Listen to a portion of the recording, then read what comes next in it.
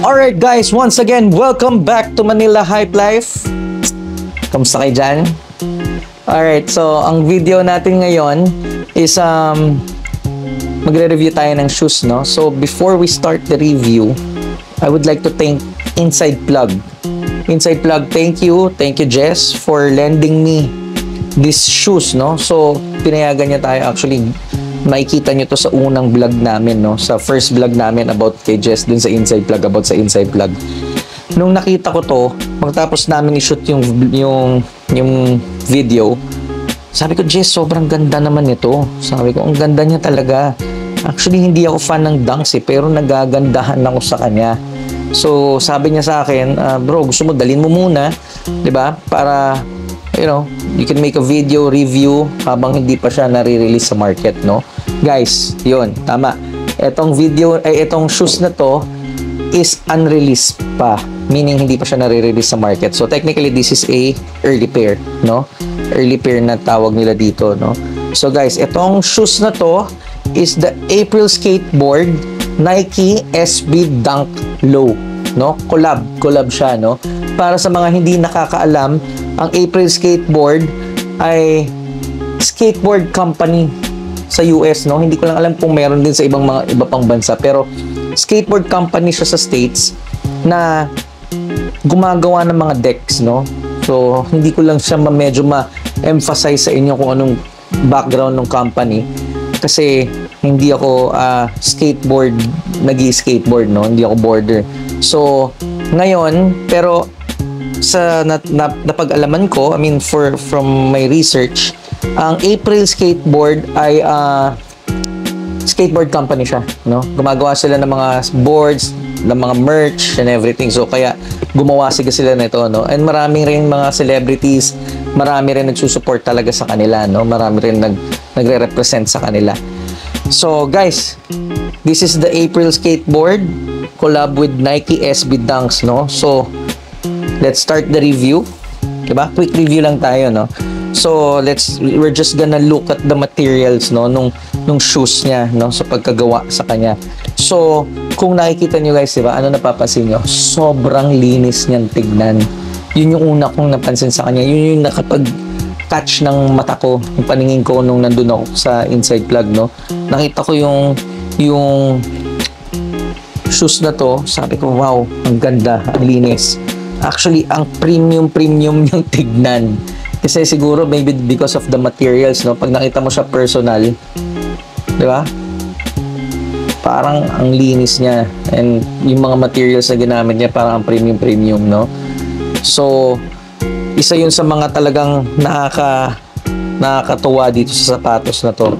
So guys, kung makikita ninyo, di ba? Kung makikita ninyo, yung leather kasi na ginamit dito sa toe box, yan, papakita ko sa inyo, sa toe box is a soft leather, no?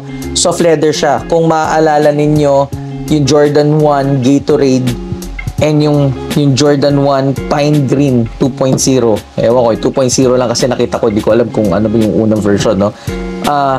Same leather siya na ginamit na ganito. Malambot, yung malalambot na leather, no? So, ako gusto ko to kasi ito yung mga leather na kahit mag-crease, okay lang. Kasi, hindi katulad nung iba, di ba? Yung mga Jordan 1 low na mga bread 2, di ba? Pag nag-crease, talagang parang nalukot yung leather. Ito, nalukot ng sobra. I mean, yes, crease nga, kaya nalukot. Pero, yung mga bread 2, para talaga siyang lukot na parang hindi na mabalik. Ito, kasi, kung titignan nyo, hindi pa siya gamit. Di ba? Medyo parang crumpled na talaga yung texture ng leather niya, no? And then, ang nakasurround sa kanya dito, yung mga mint green na yan, no? Paningin ko mint green eh. Ano ba tingin niyo guys? So, baka colorblind na ako. Anyway, ayun, yung mint green na yan, it's a suede, no? Suede siya. Suede fabric siya, no?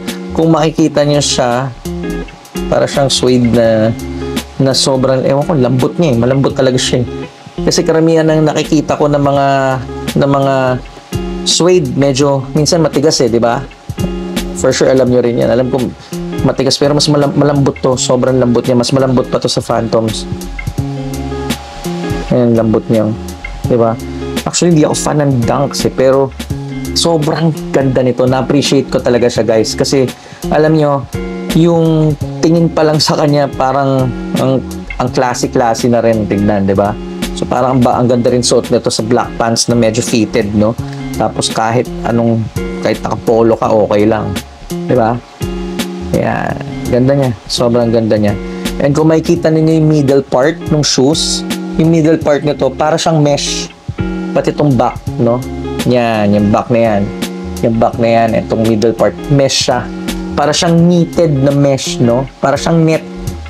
No? Pero yung back, yung likod ng mesh, makikita ninyo, para siyang may nylon. May nylon siya sa loob. Pero alam nyo guys, ang lambot pa rin niya, promise. Sobrang lambot pa rin niya. Alam mo, pag tinitignan ko talaga to, parang feeling ko sarap suotin, no? Kaso di lang natin talaga to masusuot at inventory to ni Jess sa Inside Plug. Kaya guys, if you want this, if you wanna look at, kung gusto nyo tignan siya, you wanna look at the shoes, you just go to Inside Plug.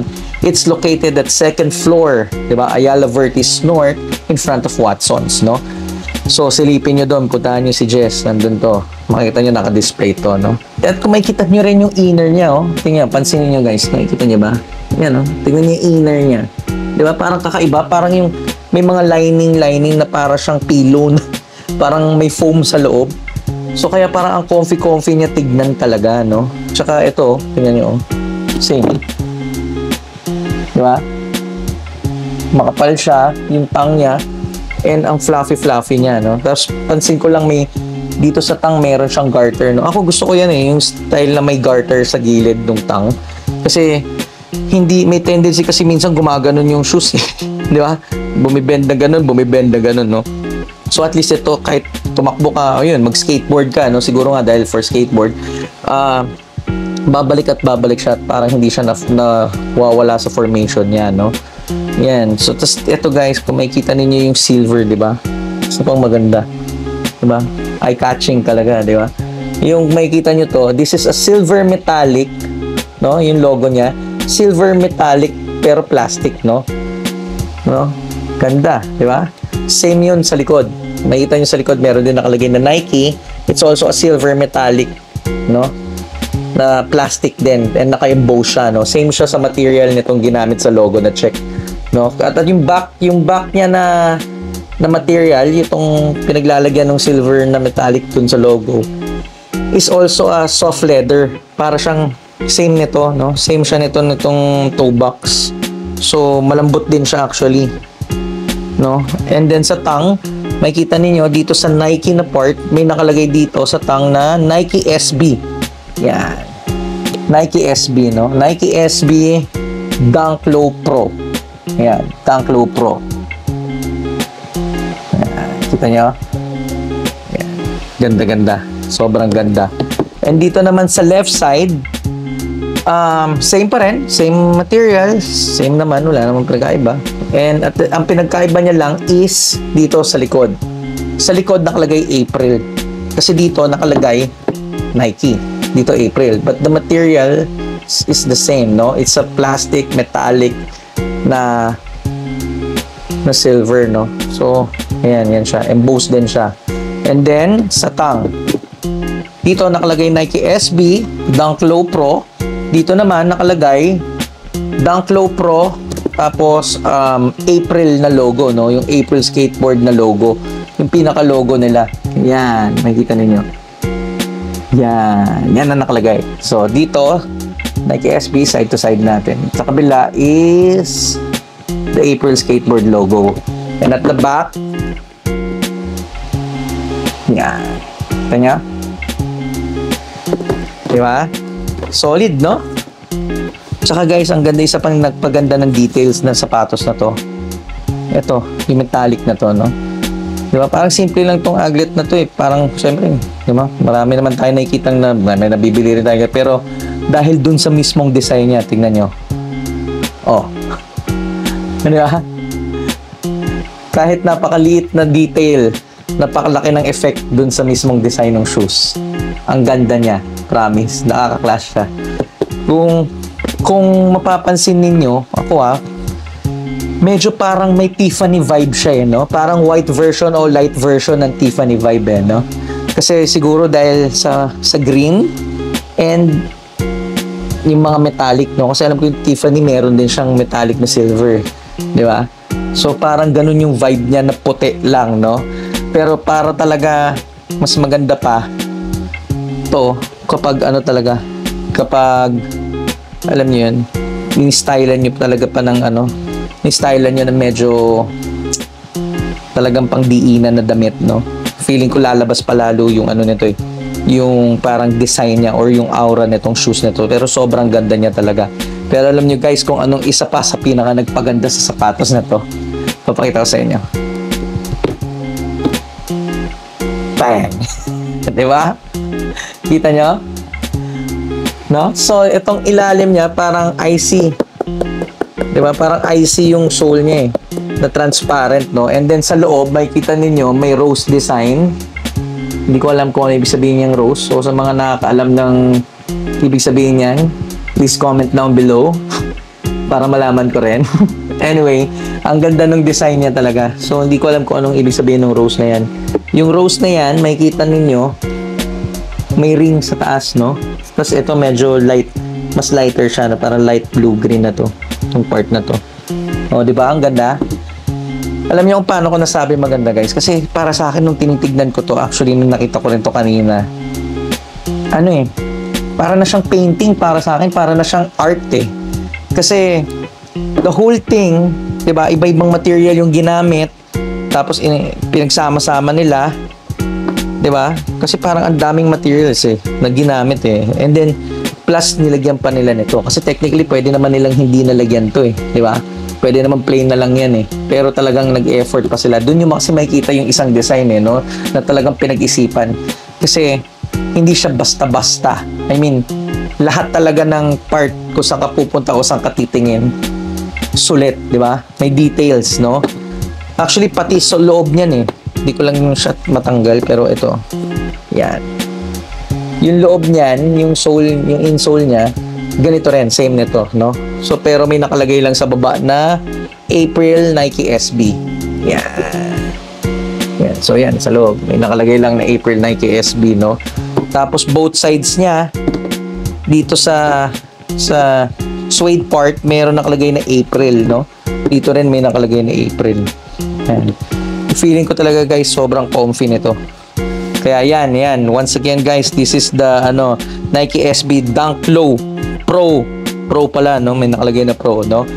Collab ng April Skateboard. So guys, yan yon. So sa mga gustong mauna na bago pa yung release, kasi ang pagkakarinig ko, i-release to ngayon November, no? November 27. Pero hindi natin alam kung magkano siya papalo yung resell niya, no? So from retail, for sure makakakuha nito resell na, no? So yun nga, ilalabas siya sa mga skateboard shops sa States. Hindi ko lang alam kung gaano karaming ilalabas na pair nito, pero as of now, yan lang yung narinig ko and na-research ko. At sabi nila, papalo sa $300, no? Ang resell nito. Estimated lang. Tingin lang nila. Pero kasi, di ba, marami naman na lumalabas na sinasabi nila, papalo 300, papalo ng 500. Pero ngayon, di ba? Minsan $1,000 na, minsan $3,000 na, minsan nasa 300,000 pesos na, no? Ngayon, may iba nasa 500. So, depende talaga. Depende rin kung ano magiging reaction ng tao o gaano ka-hype siya pag lumabas siya. Pero para sa akin, isa to sa pinakamagandang dunks low na nakita ko, promise. Napakaganda niya. Ang lakas niya maka-classy, no? Linis-linis niyan tignan. Siguro bagay na outfit dito yung mga medyo fitted eh, di ba? Yung medyo parang mga jogger, ganyan, or may mga strap sa ilalim na pwede nyo i-adjust na mas maliit para talagang lumabas yung ganda niya, no? So alright guys, so once again, this is the April Skateboard Nike SB Dunk Low Pro. Yan, Pro kasi may Pro talaga, di ba? Na nakalagay. So Nike SB Dunk Low Pro. So guys, yung mga gustong makita to, just go to Inside Plug. It's located at Ayala Vertis North. You know, I think Jess is selling this for 30,000 pesos and the size is size 11. So sa mga gustong pumunta, gusto mauna, gusto bumili na nito, guys, puntahan nyo lang si Jess doon sa Inside Plug. May kita nyo to doon naka-display, no? So guys, thank you once again. Thank you for watching Manila Hype Life and thank you for always being part of this channel, no? Don't forget, yung mga bagong nanonood, to like, subscribe, and click the notification bells, no? Kasi marami pa tayong gagawin ng mga videos, no? Para ma-update kayo. Kasi hindi lang naman tayo sa fashion. Kung makikita nyo ibang mga videos natin about cars, di ba? Marami pa. So, marami pa tayong gagawin. So, it's all about street culture. All the videos naman na ginagawa natin is parang useful, eh, no? So guys, please subscribe, no? Don't forget to subscribe, no? And hopefully lahat ng mga magawa natin, no? Pati travel, pati places, kung saan masarap tumambay, anong mga murang hotels, anong masarap kainan, di ba? Yung mga bagay na ganyan, anything that relates in street culture, puntahan natin, di ba? So guys, please subscribe and support my channel para lalo pa tayong humaba, no? Para lalo pa tumagal tong video, yung channel na to. So guys, thank you again for watching. God bless everyone.